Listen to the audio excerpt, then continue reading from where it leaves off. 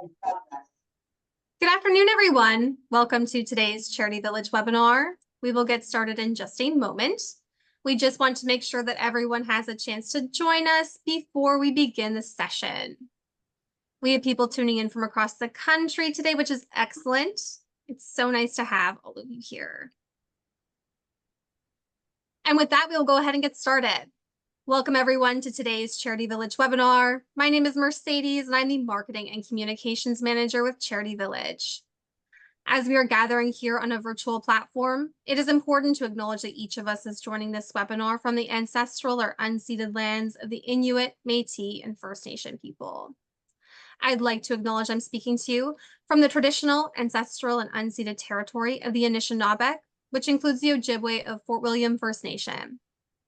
Please join us in a moment of reflection as we recognize the Indigenous peoples as the stewards of this land. Let's acknowledge the mistakes and harm in our history and the ongoing injustice, and contemplate tangible actions each of us can take to move forward in a spirit of truth, reconciliation, and collaboration. For those who may be joining a Charity Village webinar for the first time, Charity Village is Canada's largest online job board for the nonprofit sector.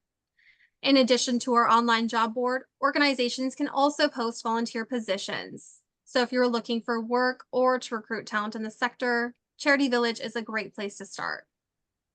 We also have a ton of excellent resources for nonprofit professionals, including online courses, articles, fundraising tools, and free webinars like the one we are presenting today. Before we start today's webinar, I would like to quickly run through some housekeeping items. You may have noticed when you joined the webinar that you were automatically put on mute. Since we have hundreds of participants in today's session, it is important for us to minimize the amount of background noise so that everyone can clearly hear the presentation. But you can still ask questions and make comments using the question box at the bottom of the Zoom control panel. Look for that at the bottom of your screen. You can also email your questions to webinars@charityvillage.com. We will be taking questions at the end of the webinar, so please submit your questions as you think of them, and we will do our best to get to as many as possible. If you happen to encounter any technical issues with the webinar, please let us know in the question box or by sending us an email. We will do our best to get any technical difficulties resolved as quickly as possible. But in a worst case scenario, please remember that we are recording today's webinar and we will send you the full recording by email tomorrow. So if you get called away or disconnected, you will still be able to view the full presentation. Now I would like to welcome our presenters, Rochelle and Roxanne from StoryPoint Consulting. Welcome. Thank you so much, Mercedes. We are really happy to welcome everyone to our session this afternoon, Fundraising Basics for Small Nonprofits, Using Data to Create an Effective Fundraising Strategy. So this session is designed with beginners in mind, and especially those who are new to fundraising and data analysis. So if that's you, you are in the right place. And if you're more experienced, we hope that this will be a helpful refresher or even perhaps spark a few new ideas. And we'll be focusing on practical strategies for using data to support your fundraising efforts, especially for teams that track their donor data manually. And there will be a Q&A period at the end of today's session. So if you have a question while we're presenting, feel free to submit it using the Q&A feature. And if we run out of time, you can include your email with your question and we will happily follow up after the session. So just to give you a quick background about who we are, Rochelle and I are sisters, and we work primarily with small and medium-sized nonprofits and charities, and we help staff and volunteers find the right donors, effectively communicate with supporters, and strengthen relationships with them so they can generate the needed funds to achieve their mission. And our approach to fundraising is simple and practical, and we really strive to create solutions for organizations that are not only within their capacity, but that they can implement immediately. So before we start today, we would first like to acknowledge the land that we are presenting on. I am located in Manitoba, and I'm on Treaty 1 land. and Rochelle is in southern Ontario, where the land is covered by the Williams Treaties. And we recognize that these are the lands First Nations people called home before the arrival of settlers and still do call this land home. And we are thankful to these Indigenous communities for their past and ongoing stewardship of the land. Indigenous peoples continue to contribute to our country's history through culture, heritage, philanthropy, and innovation. And we have an honest desire to work in partnership with these communities in a spirit of reconciliation, collaboration, both now and into the future. So today, we are going to start by identifying some common data gaps or places where donor information might be missing, incomplete, or hard to find for small organizations. Then we'll discuss why data is important when it comes to building an effective fundraising strategy. We'll then take a look at some real world examples of fundraising challenges that can be solved through data analysis. And finally, we'll provide you a process you can follow to start analyzing your own data. So there are many reasons that nonprofits may not be using their data effectively, but here are some of the most common reasons that we've seen. The first reason is that using data to support fundraising may not yet be a part of the organization's day-to-day work. In some organizations, staff and volunteers may not yet see how data can support their fundraising efforts. And if people don't see the value, then it is hard to make data a priority. Another reason is that an organization may not have a dedicated method to collect their data. Some small organizations may be using spreadsheets, documents, or forms stored in different locations rather than in a centralized system that keeps everything in one spot. And that can make it challenging to organize and use their data. Next is poor data quality, where the information may include duplicates, missing fields, or inconsistent donor entry. And without consistent data entry, it's very likely that decisions based on the data could be less reliable. And the last reason that an organization may not be using data effectively is that they're using a tool that's difficult to use. So if a system is confusing, lacks documentation, or even if a spreadsheet has formulas that aren't easy to understand, it can be tough to get the whole team on board. So why does all of this matter? Because when your data is clear, consistent, and easy to use, it becomes a powerful tool for your fundraising strategy. And with good data, your organization can understand your donors by knowing how they give, what programs they care about, and how they engage with your organization. You can personalize your outreach so that your communications feel personal and not generic. And finally, you can focus your efforts where they matter the most and invest your time where it makes the biggest difference. But even when organizations understand that data is important, many struggle to turn that understanding into action. So, according to the 2023 Canada Helps Digital Skills Survey, nonprofits, especially teams still getting organized with donor data, they know that data is a key to success, but often lack the time, tools, or strategy to use it effectively. So as a result, organizations collect data, but they struggle to use it in ways that drive their mission forward. And often it's because they don't have a clear plan for how to use the data that they are collecting. So the good news is there are practical steps you can take to move from collecting data to actually using it effectively. So let's start with some essential basic concepts and look at ways you can begin to close the gaps in your data.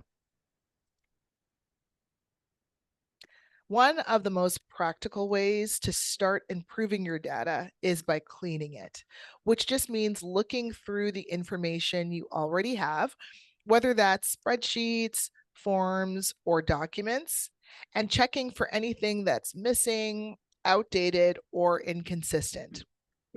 Cleaning your data helps ensure your records are accurate, so you're working with reliable information, and it does take some time, but it can be done gradually. So even just reviewing a little at a time can make a big difference. So some common issues to look for include missing contact information, which makes it harder to follow up with current and prospective donors. So we do understand that some donations come in anonymously, so your organization may deliberately wish to avoid asking those donors for up-to-date information if they have requested not to be contacted or publicly acknowledged, but we're not talking about those instances in this case. Another common issue is outdated records, like old email addresses, which can lead to missed opportunities. For example, sending updates to the wrong contact, or even losing contact with someone who might still want to support your work.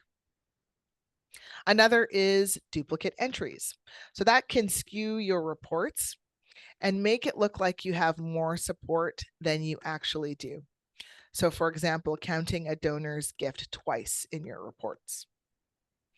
And inconsistent formatting, such as dates or names entered in different ways, which makes it harder to sort, search, or group your data.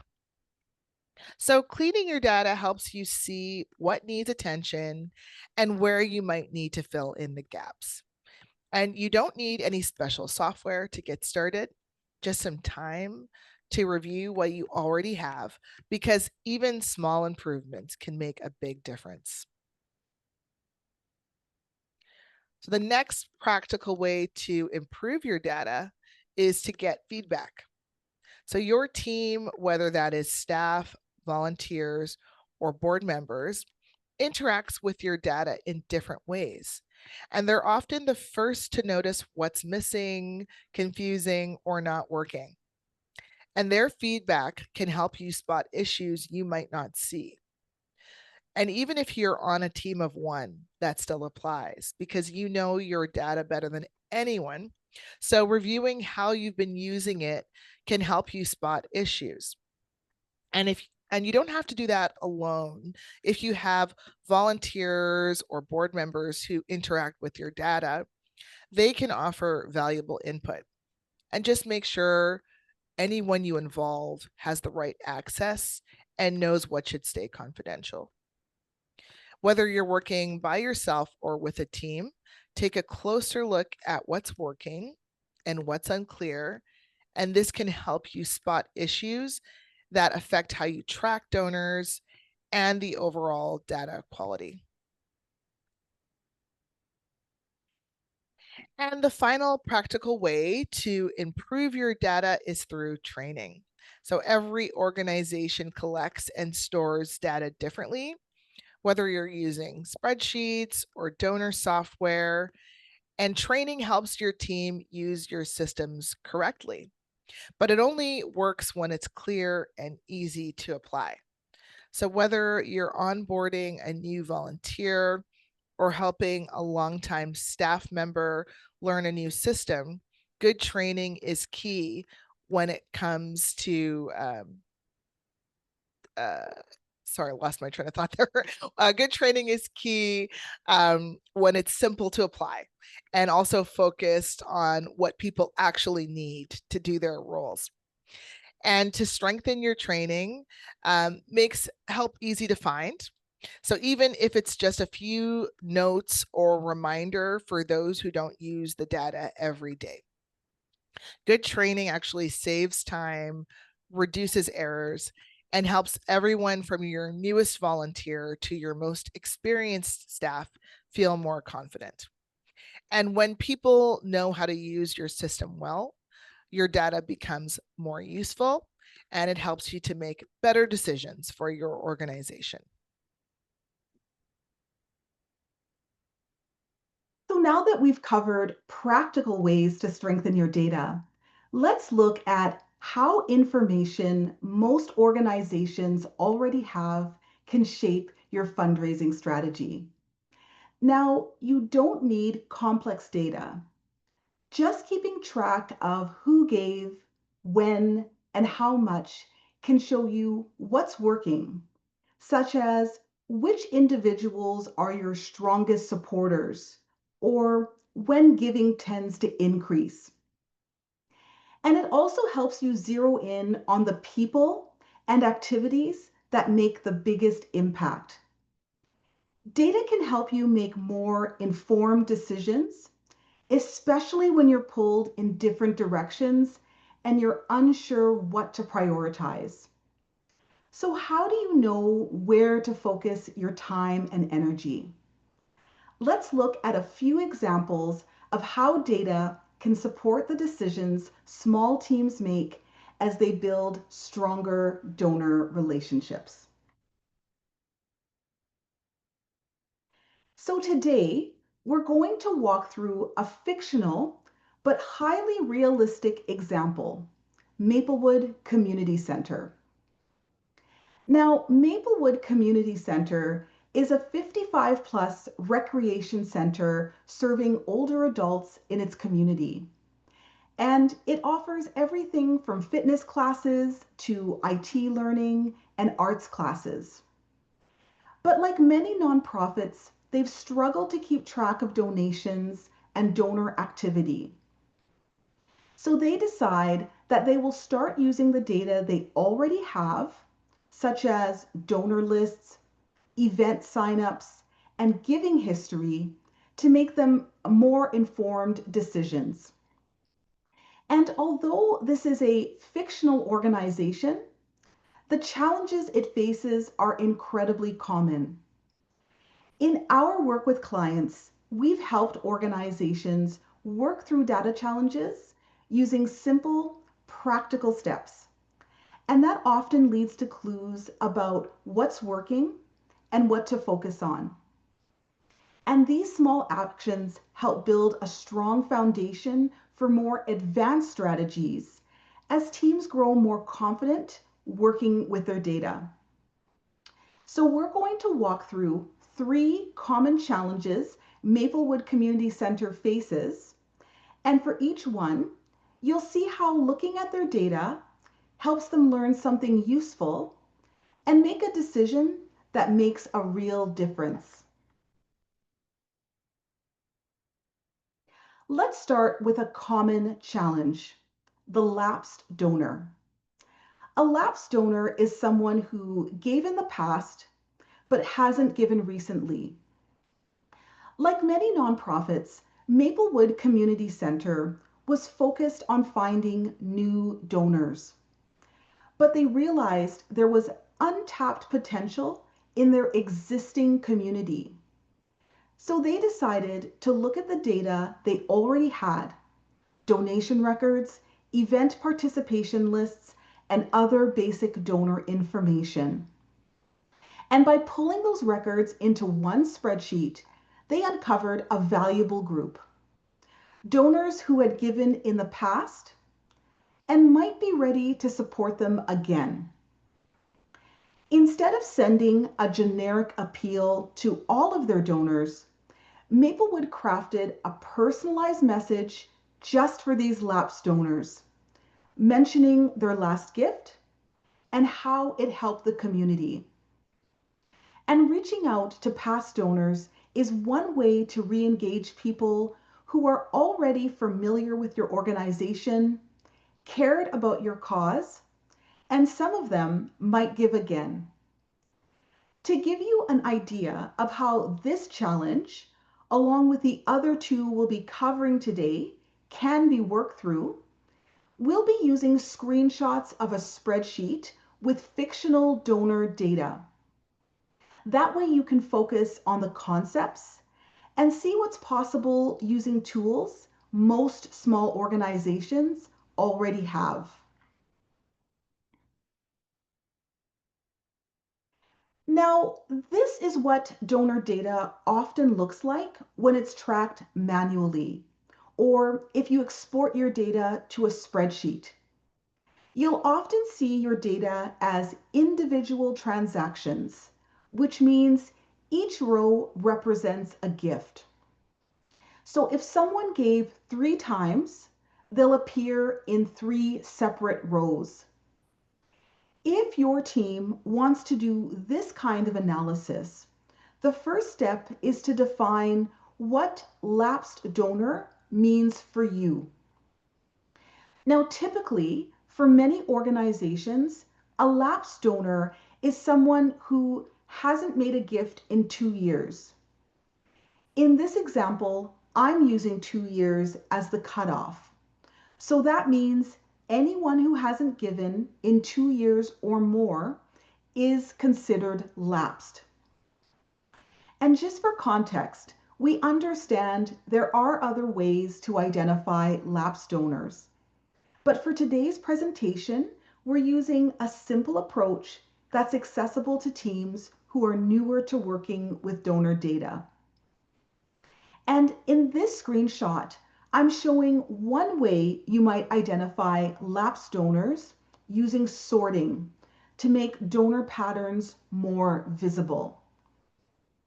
To find those donors, I sorted the data by donor ID, which groups all the gifts from the same person together, and then sorted the donation date column from most recent gift to oldest. That makes it easier to spot who hasn't given in a while. So in this screenshot, you'll see 5 donors highlighted. Each of them gave in the past, but hasn't given in over 2 years. This kind of sorting makes it more manageable to spot lapsed donors and consider them for a personalized message. Let's move on to another common challenge, identifying your top supporters.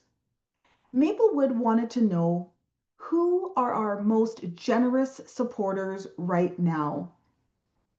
So using the same spreadsheet where they had pulled together donation records, event participation lists, and other basic donor information, they realized that some of their donors were contributing more.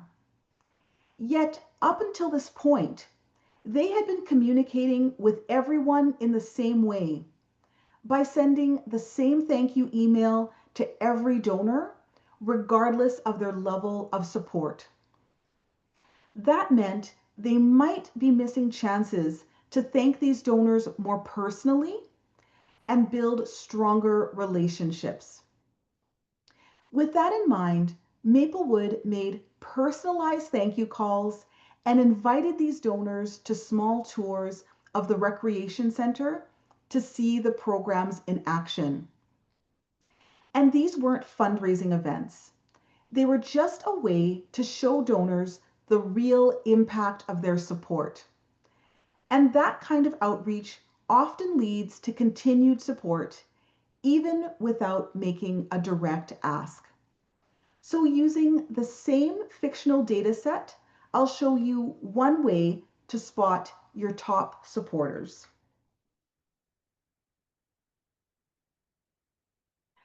So here's what it looks like in practice. To see the sum of all gifts per donor, I've summarized the data using a pivot table. So if you're using Excel or Google Sheets, a pivot table is a built-in tool that helps you summarize large amounts of data quickly. So in this example, I wanted to see how much each donor had given in total. And the great thing about pivot tables is that you don't need any formulas to get started. You simply choose what you want to summarize. So in this case, it's the gift amount by donor, and the pivot table does the work for you. Now, I also want to note that you can use whatever method works best for your team to summarize your data. Pivot tables are very useful, but they're not the only option. And not every team uses spreadsheets. So, regardless of the tool that you're using, the goal is the same: to understand your donor information in a way that helps you spot patterns and make better decisions.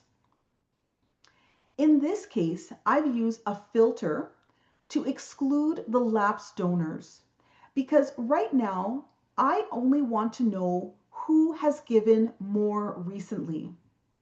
Then I sorted the total gift amount column from the largest total amount given to the smallest.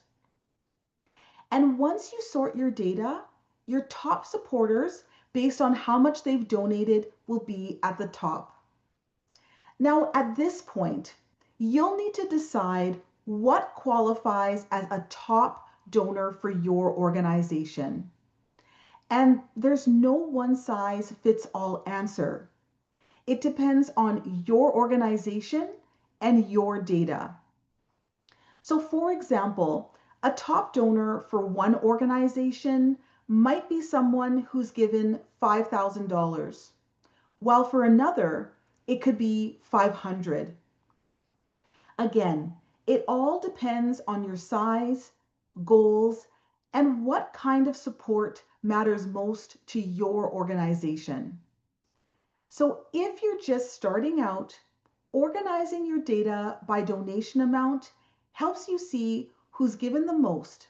So instead of sending the same message to everyone, you can focus on more personalized messages for your top supporters. And let's move on to the last challenge, which is understanding how donors have interacted with your organization. With their donor list, Maplewood has already identified two areas of opportunity: lapsed donors who had given in the past and were planning to re-engage, and top supporters who would receive more personalized communications. But they wanted to take it a step further, especially when preparing for one-on-one conversations with donors. They wanted to know, how long has this person been involved? What campaigns have they supported? How often do they give and how much? With this in mind, they created an overview for each donor that gave them a quick view of total giving, average gift, and recent activity all in one place. This made it much easier to prepare for donor calls, write thank you notes, and stay in touch with donors. And what once took significant time and effort now just took a few clicks and everything was in one place. So let me show you what this kind of overview might look like in a spreadsheet. So I've taken the same pivot table from earlier, and now I've filtered it by donor name so I can focus on one person's giving history. In this example, I'm focusing on three key metrics: total giving each year, number of gifts, and average gift size. I've also added a few notes and included two charts. The column chart shows how much was given by this donor each year, and the pie chart shows which funds and campaigns they supported. So this gives a clear visual snapshot of how this donor has supported the organization. And if your organization tracks other types of engagement, you can include those too, as long as it's manageable for your team. And even if you're not using charts, just having a summary like the one shown in the top left corner and filtered by the donor's name can still help you prepare for more personal outreach. So, for example, if I'm planning to ask for support, I can see whether this donor tends to give at year end or prefers supporting specific funds or programs. So, this kind of data can help your staff and volunteers focus their time, making it easier to identify donors to follow up with in ways that feel more personal. So now that we've seen how donor data can help solve real challenges like spotting lapsed donors, identifying strong supporters, and making outreach more personalized, you might be wondering how to start working with the data you already have. Because the truth is, working with data can feel unfamiliar at first, especially if you're new to it or you don't have a clear process. But you don't need a full time data analyst to start making more informed decisions. You just need a process to work with the information your organization is already collecting. So let's work through that process, starting with the first step, which is taking a closer look at the donor information you already have. Now, when we talk about using what you have, we don't mean running complex reports or doing a deep analysis. You're just scanning for patterns or trends and asking questions such as, are there donors who gave more than once this year? Or are there certain months of the year when gifts tend to come in? And even if you're not sure how to make graphs, that's okay. You can still spot clues just by using filters or sorting your data. So, as I talked about earlier, you can filter by donor name or ID to see how consistently someone has supported your organization. You can sort by date to spot seasonal giving patterns, or you can add a new field to your data to capture more detail. So for example, you could add a field if you're using a database or a column if you're using a spreadsheet called preferred contact method, which can help you personalize outreach by knowing if someone prefers email or if they prefer being called. And that can be updated as you learn more about each person that supports your organization. And remember, it's not just about numbers. We always encourage organizations to keep notes whenever possible. For example, a staff member might have added a note saying a donor loved an event. And that's a great opportunity to follow up with a personal thank you. And it's the kind of thing that you wouldn't notice just by looking at donation amounts or dates. So use what you have, whether that's a history of the donor's gifts or notes that you've written down, to spot opportunities that will help you improve your fundraising strategy. So now that you've spotted a pattern, it's time to decide what to do next. So you might ask yourself, what's the most useful thing I can do with this information? Even if your organization is just starting out with its fundraising strategy, you can still make an informed decision based on what you see. For example, if you notice several donors who used to give annually but haven't this year, you might decide to re engage them. If you're preparing for a campaign, you could prioritize your top supporters with an early appeal. Or you might send a targeted fundraising email during year end when donations tend to peak. The point isn't to do everything, it's to make one decision that moves your fundraising strategy forward. So when you have some time, take a look at your data and ask, what's one action I can take based on what I see? And that's how you start turning information into a fundraising strategy. Now that you've decided what's the most useful thing you can do with this information, the next step is taking one small action based on your data. You don't need to make big changes to your entire strategy. Just take one step. Depending on what you've discovered, here's what that action might look like using the same examples from earlier. So if you decided to re-engage lapsed donors, maybe that's sending a personalized note. If you prioritize top supporters, maybe it's making a quick thank you call. Or if you spotted a giving pattern around year end, maybe it's scheduling a social media post with a message that highlights the impact donors can make before the year ends. And the final step of working with the information your organization is already collecting is creating simple procedures around your data. You've used your data to find opportunities and build relationships. So rather than lose all that great information, keep it going with simple procedures. So for example, we have this group of lapsed donors because we didn't communicate with them.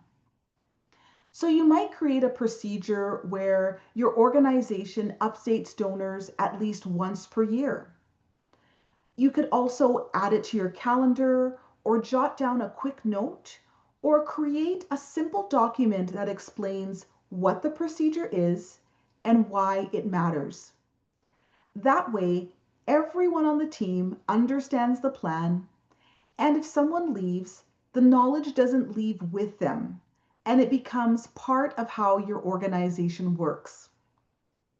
So these small actions, when guided by data, lead to stronger donor relationships and better fundraising results.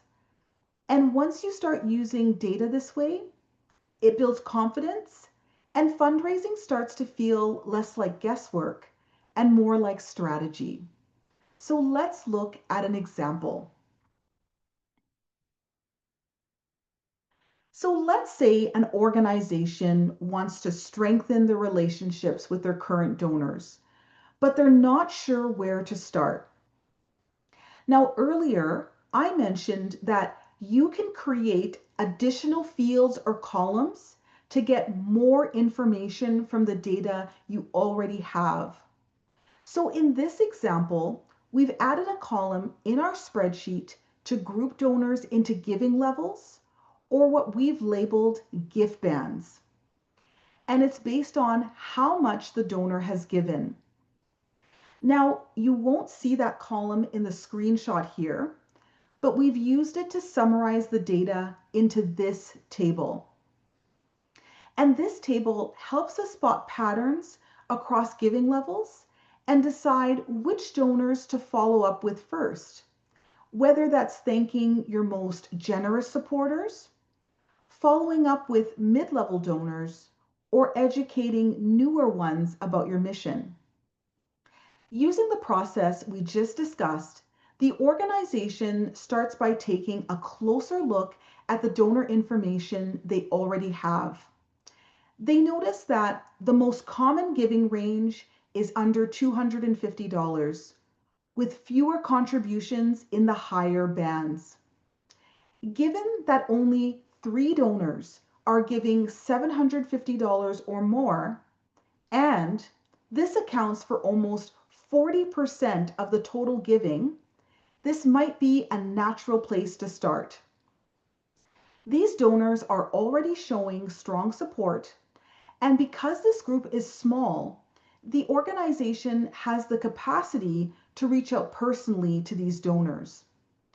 And the goal isn't to ask for more, it's to show appreciation, share impact, and learn more about what matters to them. And to make this part of their ongoing strategy, the organization documented a short procedure.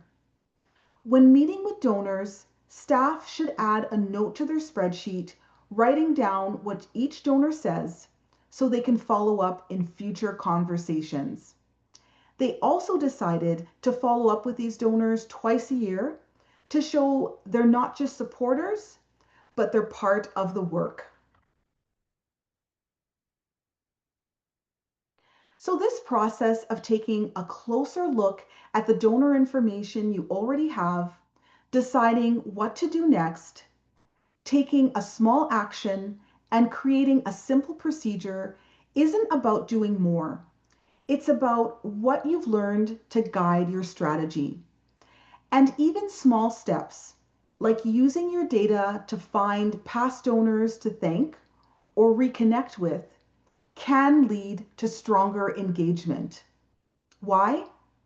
Because when you use data in this way, you're making informed choices, and that's what makes your fundraising strategy more effective. Once you start using data more often, it's worth understanding how emerging tools might help you work more efficiently or spot patterns. So, before we move into some final tips, I know some of you might be curious about tools like AI. So, let's take a minute to talk about that. Now, artificial intelligence can help fundraisers analyze donor data faster than manual methods. And it can be especially useful for spotting patterns, like noticing when a donor hasn't given in a while and reaching out to re engage. And there are tools that can help with things like organizing donor information. For example, grouping donors by giving level or pulling out key points from a report. However, these tools don't replace your judgment.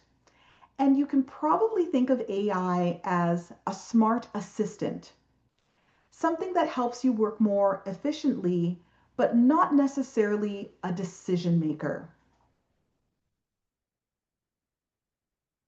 AI tools can be incredibly helpful for small nonprofits, especially when time is tight. But AI doesn't know your donors the way you do. So, for example, the AI tool you use might recommend focusing on your top donor from last year. But as a staff member familiar with your donors, you know this is someone who made a one time gift in honor of a loved one. And while the gift was large, this person has no previous connection to the organization and is unlikely to give again. But AI doesn't know this. And if you're unfamiliar with your data, and if you don't have that context, you could end up planning outreach to someone who doesn't actually have a connection to your organization and miss out on someone who does. And that's why your judgment still matters. AI can help point you in the right direction, but it's up to you to make decisions based on your experience and the relationships you've built. So remember, these tools can support your work, but they don't replace your understanding of your donors. So even if you have a small organization with limited staff, you can work with data. And we hope the strategies we've shared today help you feel more confident using data to guide your fundraising strategy. So before we wrap up today, we want to leave you with 5 practical tips to help you keep using data in a way that works for your organization. So, our first tip is to start small. You don't need to analyze everything at once. Begin looking at the data you already have and notice what stands out. From there, decide on one thing you want to improve and take one small step toward it. For example, if fewer donors are giving than usual, it might be time to take a closer look at your thank you messages or how quickly you follow up with a gift. Even small changes can lead to big improvements. The next step is to clean your data. We talked about this earlier, but it's worth repeating. Keeping your donor list up to date is key. If it's full of outdated emails or missing names, it's going to be hard to build an accurate data strategy. Even a quick cleanup can make a big difference and save you time later on. Cleaning data makes it easier to spot patterns and use them to make better informed fundraising decisions. The next tip is to look for patterns in your data. Once your data is cleaned up, it can reveal helpful trends. For example, you might see most of your donations coming in during a certain month, or donors giving again after attending certain events. These patterns can guide when to reach out, what to highlight in your messaging, and which activities lead to more support. The next tip is to look for overlap between different lists. So, for example, your donor data might not link to your volunteer list, but you can still make those connections manually. If someone gives $50 each month and volunteers consistently, that might be a relationship worth prioritizing, especially if your team wants to focus on loyal supporters. And one way to spot those overlaps is to open your donor and volunteer lists side by side and look for familiar names. You can highlight those names on your main list. And if you're using a system that lets you tag people, you might do that instead. And that kind of connection can help you focus your outreach and build stronger relationships. And the final tip is to use your data to strengthen your relationships. Data isn't just for reports, it's to help you build relationships with those that support you. For example, if you know someone that's given annually for several years, thank them for their loyalty. And if someone gave to a specific program, update them on the impact and outcomes of that program. Even for small teams, just referring to the donor by name and mentioning their past contributions can go a long way. And when you're using data to strengthen relationships, you're not just fundraising, you're turning one-time donors into long-term supporters. So that brings us to the end of the presentation portion. We're hoping you heard a few things you're able to implement immediately after today's session. And if you are a small or medium-sized nonprofit managing donor information manually, whether through spreadsheets or without a system, we've created a short guide to help get you started in your data. It's designed for teams beginning to organize donor info and build a fundraising strategy. And I see that Mercedes has already shared that link in the chat. And you'll also find more free resources on our website, storypoint.ca. We have articles, podcast episodes in a section that we call short stories. And we have fundraising tips for nonprofits and charities, including many that are specific to using data to help with your fundraising strategy. So at this time, we will answer some questions. I see a lot of great questions in the Q&A section. And as Mercedes, as I mentioned earlier, and I think Mercedes did as well, we'll try to get through as many questions as we can, but feel free to include your contact information if we're not able to get to your question, and we will connect with you afterwards. You'll also see our email address up on the screen, so feel free to email your questions. So the first question I see is, what data do you find to be the most critical to collect? And are there any kinds of data you would avoid? That's a great question. So again, for small organizations, we really like to recommend keeping it basic. I think, this is a simple thing to collect, but just even, how recently, like the most recent gift date. So for example, if you have a donor who donated 5 years ago, let's say, $1,000 versus someone who's donating consistently and regularly, I think knowing the recency of their last gift, I think that's really important. And that's something accessible to everyone. The second part of that question was, are there any kinds of data you would avoid? In general, anything that is too complex for your team to manage. Again, we work with a lot of small organizations, so it's really about keeping things simple and practical. So if it's something that's really complex, something that involves a lot of calculation that you have to do manually, I would avoid that. So again, stick to the simple basics, but you're looking for donors who donated recently. I think that's an easy thing to collect. Fantastic. Another question is, a question we hear often. One of my largest challenges is getting donors. How do I access donors? So I'm thinking that's, how do you find donors? I think that's what we're looking for.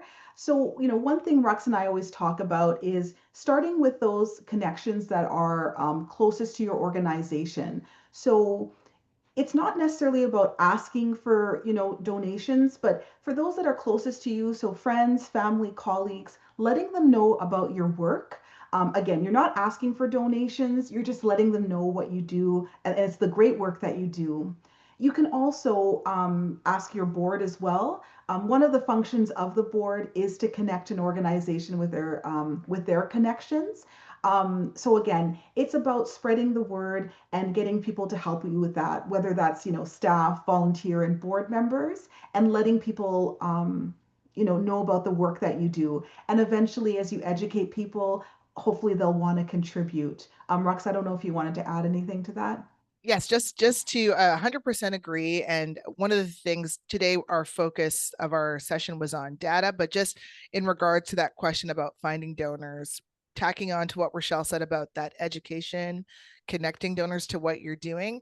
A big important piece of that is having a strong case for support. So today we weren't talking about that language, that messaging, that telling of your story. But we do have several resources on our website specific about case for support. I think we might even have an article with Charity Village, and we'll be happy to share that afterwards, because that might be helpful in just helping you communicate with those close connections. Next question I see is, do you have any tips for tackling how to clean a large amount of data? I have inherited a list of 28,000 donations that isn't clean. Okay, that's a great question, and that's a big list.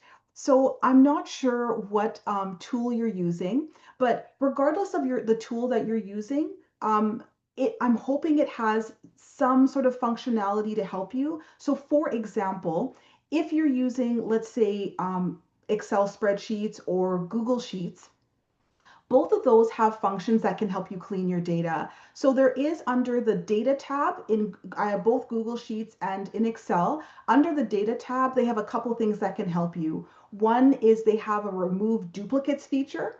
So it will remove any duplicates in your data. There's another feature under the data tab as well, called data validation. So going forward, what that would help you do as well is put rules in place for the columns of data. So for example, if you have, let's say, a column called gift amount, that way you can only put numbers in that column, and that way people aren't entering random information. Um, that list is huge, but again, I would start with, regardless of what tool you're using, most tools have built-in functionality that will help you look for things like duplicates and help you put rules. So as you go forward, it will help you clean your data. Okay, next question has several parts to it. And looking at the clock, it's probably the last set of questions we'll be able to take. So again, just reminding everyone to feel free to add your email to your question or reach out directly. So the first part of the question, I think answer quickly, which is, some board members may worry about privacy of info on donors. Can you provide examples of policies that address this? That's an excellent question. I would actually refer you to Imagine Canada. If you're familiar with Imagine Canada, they have a standards program. They have a list of fundraising policies and some sample policies to help you get started with dealing with things like privacy on donors. There's no need to reinvent the wheel out there. There's a lot of examples on how you can handle donor privacy in a policy. The second part of the question is, commercial software claims to be able to examine data for donor net worth, yet it's often based on owning a house, which falsely inflates a person's worth. How would you suggest organizing your data to highlight potential major donors for cultivation beyond their last gift or home ownership? That's a great question. So the main thing, Rex and I talk about this a lot is, there are sort of what's the word I'm looking for? There are things that people tend to look at when they're trying to highlight major donors, but those aren't necessarily like there might be other things to you, other forms of engagement where you're not looking at owning a home or actually anything that has to do with anything monetary to determine whether someone is a major donor. For some organizations, a major donor is someone who possibly volunteers and gives, or there are other things. So, just to sum it up, I think the most important thing when it comes to sort of major donor cultivation is for you to decide what a major donor really means for you. It might not be, for example, owning a home. There are so many other factors that make someone a strong and loyal supporter for your organization. And I think that'll be the last question we can take in terms of time. Yes. If I could just add on to that answer from Rochelle, which was a good answer. So that particular organization sounds like you have a little bit more capacity to do more in terms of your donor prospecting, and you're looking at tools and software to help you qualify major donors. So if you have the time to do that type of prospecting to try to determine capacity, you can also look at your donors' generosity to other organizations in the charitable sector, seeing if they've given to other organizations that are also fundraising can be helpful to help you qualify their capacity. So hopefully that's helpful, and best of luck to you in your fundraising efforts. So just given the time, I just wanted to thank again everyone for attending, and hopefully you've heard something from us today that will help you with your fundraising efforts. And again, there was a number of questions we weren't able to answer just given our time today. So we do encourage you to reach out to us. We're not hard to find, or again, include your contact information, and Charity Village is great at getting us those questions that we weren't able to get to today. So thank you again. Thank you very much for presenting such an informative webinar. Do you happen to have any final comments before we sign off today? I know we have a few extra resources in the chat section as well that we might discuss. Sure. I would, Rochelle, did you want me to close? Did you have anything Yes, to add? you can close. Okay.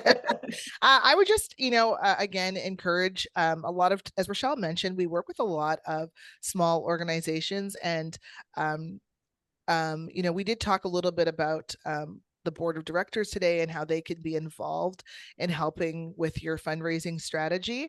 And when you're working with a board that is volunteer based, or maybe you have a small team, it might seem overwhelming to get into fundraising strategy. But one thing that we always remind people is we often think of fundraisings only as asking people for gift, the actual solicitation, but fundraising is really just connecting people who care about the cause, about the work you do, just connecting them with an opportunity to support it. So all of these tips and strategies that we've given you today is just aimed at developing stronger relationships with people who are already interested in supporting your cause, whether that be with your current donors or people who haven't found you yet. So just remembering that fundraising really is about sort of strengthening your communication and your relationships, and using your data can be a great way to do that. So we just want to encourage you, even if you're a small team, that there is small steps that you can take to strengthen relationships with your donors. And we wish you the best of luck in all the work that you're doing. Great, thank you very much. I just wanted to remind everyone that you will receive a follow-up email tomorrow with a link to the webinar recording.